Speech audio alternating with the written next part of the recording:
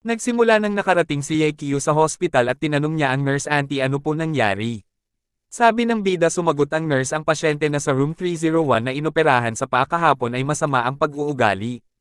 Pinatalsik niya ang apat na nurse at napakahirap niyang pakisamahan at habang umiiyak ang nurse ay tinignan ng isa pa nurse panggalon ni Yekio. Sabi nito nurse Ye ikaw ang nakatoka kay Miss Lin sa room 301 ngayon at nagulat ang bida at sabi pa nito ako, bakit? At sabi naman nag-nurse na hanggal bilasan mo.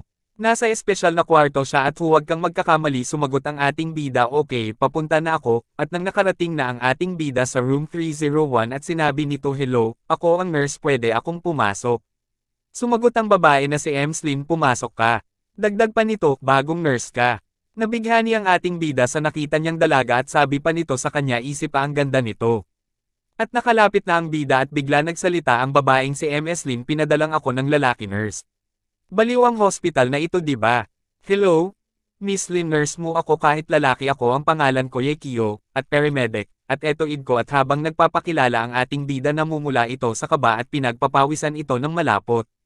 At tinawag ni Emslyn ang pangalan ng ating bida at sabi pa nito sa ating bida no nakita mo ako ngayon lang, ano bang iniisip mo? At naisip ko lang na ang taong ito ay napakanda at habang tumatawa hahaha ito sinabi pa nito na saan doon. Sa tingin mo ba ako maganda?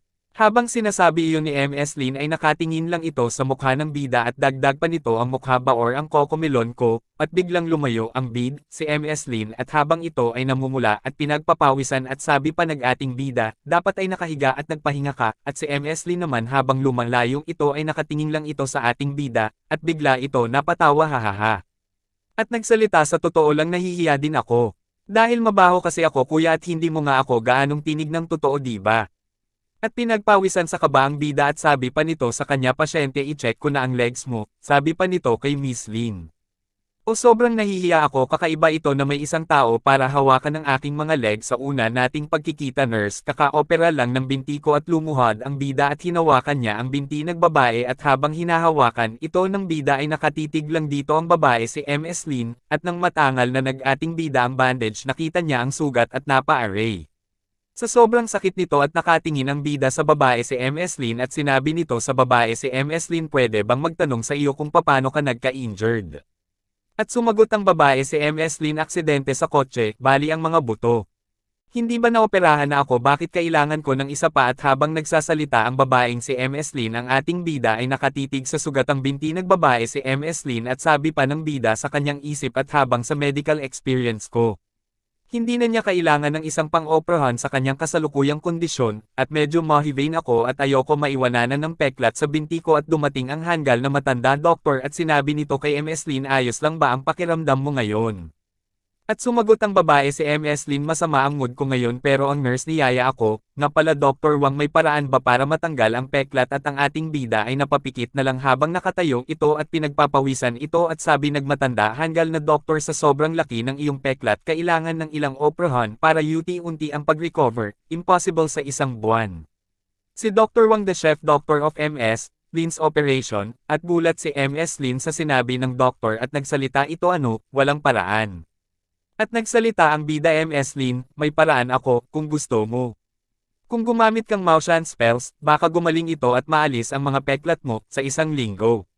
At nagulat ang mga hanggal sa sinabi ng bida kay MS Lin at sabi ng hanggal na doktor na si Wang saan galing ang kwak. At dagdag pa nito nurse anong ginagawa mo? At galit na galit ito sa ating bida at dinuro-duro pa ito. Ng mga hanggal na doktor at nagsalita pa ang isang hanggal isa kang nurse bakit mo binibigyan ng diagnosis ang pasyente?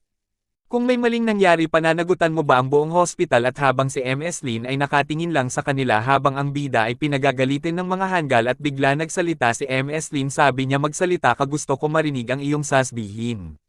Sabi ng doktor na hanggal MS. Lin, huwag kang makinig sa kanyang katangahan. Motion spells ay feudal superstition at hindi ka makakatulong sa pag-alis ng mga peklat. At sumagot si MS Lin shut up. Sabi nito sa hanggal na doktor kapatid na nurse. I dare to treat you, tatanggalin mo ba talaga ang aking peklat sa isang buwan? At sa malaking hospital sa VIP care room nakaupo sa kama si MS Lin at nagsalita ito ang sinabi mo tungkol sa motion spells. Habang nakatingin ito sa ating bida at ang bida ay nakatitig ito sa dalaga at habang pinaliliwanang ang Maoshan spells ay isang uri ng esoteric na may magical powers, at hindi ito feudal superstition ayon. At sabi nagbabae habang nakatitig ito sa bida talagang makakatulong sa aking na matanggal ang mga peklat. Gaano katagal? At sumagot ang bida siguro mga 5 minuto o higit pa doon sabi ng dalawang hanggal sa ating bida ano. Nagbibiro ka ba at nagsalita ang isang hanggal sa ating bida sabi nito kung ikaw sobrang powerful bakit ka inilipat sa nursing istasyong. Sumagot ang ating bida na si Yekio si Go Xiaochong na nag-frame up sa akin at sumagot ang hanggal sabi nito sa ating bida Yekio ang hospital ang lugar mo para maglaro ng mga trick at sumagot si MS Lin sabi niya sa matandang doktor shut up. At dagdag pa nito kung wala kang kakayahan na tulungan ako na tanggalin ang peklat ko huwag kang tumingin sa mga ginagawa nito at ang mga hospital ngayon araw ay puno ng mga basura sa backdoor at sumagot pa ang hanggal na Dr. Wang at sabi pa nito MS Lin, huwag kang maniniwala sa nurse na iyan, siya at ang ating hospital laser department ay walang magagawa tungkol dito, hindi ako naniniwala na kaya niya, at si Yekio ngayon ay kinuha ko na personal nurse na napaka-responsable sa lahat ng nangyayari kaya huwag kang mag-alala at napaiiyak ang hanggal na Dr. Wang, sa sinabi ni MS Lin at sabi pa nito sa ating bida may little brother pagkailanjin mo agad ako. At sumagot ang bida sabi pa nito kay MS Lin salamat sa iyong pagtitiwala magsimula na tayo huminga at malakas nagkaroon ng dilaw ng mga ilaw na para bang mga kidlat pumapalibot sa buong katawan ng ating bida at ang mga ilaw na para bang mga kidlat na inipon niya ito gamit ang mga kamay niya at sabi pa nito bilasan mo katulad ng batas may lumipad na isang talisman sa may binti ni MS Lin Yekwi sa tingin ko magaling kang umarte at kawawa naman ito hospital. Sabi pa ng isang hanggal sa palagay ko, itigil mo na ang pagiging nurse at pumunta sa Hengdian para maglakad-lakad gamit ang iyong mga kasanayan sa pag-arte noon man at ngayon, at maya-maya ay sumeryoso ito at inilagay ang talisman at inilagay ang daliri sa ere sa ibabaw ng talisman at mamaya ay nawala ang sugat ni MS Lin at ang hanggal ay nagulat sa ginawa ng ating bida at napasabi ito. Paano ito? Impossible at agad itong sinuri ng doktor na hanggal at sabi nito kay Yekwi ano ang ginawa mo? Sabi ng hanggal na doktor impossible nito, paano ka recovery ng mabilis pagkatapos ng surgery? At biglang ito sinipa ni MS Lin sinabi dito sa hanggal na doktor ikaw matandang prevent irereklamo kita sa hospital at dagdag pa nito tapos ka na ba? Kung wala na kayong gagawin dito pwede na kayong umalis at sinabi ni MS Lin kay Yekio habang nasa hospital ako kung wala ka magagawa turuan mo pa ako ng mga paraan ng pagpapaganda at pag-aalaga ng balat. At sumagot ang bida mabuti at habang nag-uusap ang dalawa makikita natin sa likod ang matanda hanggal na doktor na nakasilip sa may likod na pintuan at habang pababa na ng building ang mga hanggal pinag-uusapan nila ang ating bida sabi pa ng isang hanggal teacher, that simply laban sa lahat ng natutuhan ko sa lahat ng mga taon ito alam mo ba kung ano ang nangyayari? At dagdag pa ng isang hanggal teacher ganun ba talaga si Yekio sabi mo walang pwede, gawain sa loob ng 5 minuto pero siya ginawa niya sa loob ng 5 segundo at habang nagsasalita ang dalawang hanggal ang doktor na hanggal ay galit na galit sabi pa nito sa dalawang hanggal shop up. At dali-dali umalis iniwan ng dalawang hanggal at habang nakatalikod ito sinabi nito bumalik ka muna sa opisina at sa VIP roon nakaupo si MS Lin sa isang kama at nakatitig ito sa ating bida at habang nakatingin ito bigla nagsalita ang ating bida sabi nito bakit mo ako tinitignan? At tinawanan ito ng babae si MS Lin at nagsalita ang bida sabi nito. Ano ang nakakatawa sa mukha ko at lumapit ang babae si MS Lin kay Yekio at sinabi nito kay Yekio, tignan mo akong mabuti, sa tingin mo ba mukhang namamaga ang mukha ko? At sumagot ang ating bida sabi nito kay MS Lin MS Lin kaka-opera mo lang, normal lang na magkaroon ng honting pamamaga, magiging maayos din sa loob ng ilang araw, at napatawa ito, hihihi nagmahina at habang tumatawa ito ay lumapit naman ito sa ating bida si Yekwi at saad pa nito wow, kahangahanggal iyon, kaya, sa tingin mo ba ay kailangan maging mas masigla ang aking puwitan at sumagot ang bida sabi nito hindi na kailangan, MS Lin. Ang ganda-ganda na ni MS Lin hindi na magtitiis. Hindi na kailangan pa ng remodeling. At sabi ni MS Lin sa ating bida kasi masyadong ako maganda para hindi mo ako tulungan ng aking sarili. At habang nagsalita si MS Lin ay namumula sa kilig ang ating bida at sabi pa ni MS Lin hahaha napakahusay mo at pati ang mga tao napapasaya mo tama ka at naniniwala ako sa iyo at napabuntong hininga si Yekio sa sinabi ni MS Lin at tinawag ni MS Lin ang pangalan ni Yekio at tila ba ito ay pinapalapit sa kanya at sabay sabing ako ay si Lin Jingji. Tumingin ng seryoso si Yekio at sinabi sa tingin ko ang pangalan na Lin ay isang napakanganda diwata at ano ang sinasabi mo. At sumagot si Yekio hindi wala at sinabi ni MS Lin Jingji kay Yekio habang tumatawa hahaha na nakangiti ito at habang tumatawa sabi nito narinig ko yun, at dagdag pa nito tama ka.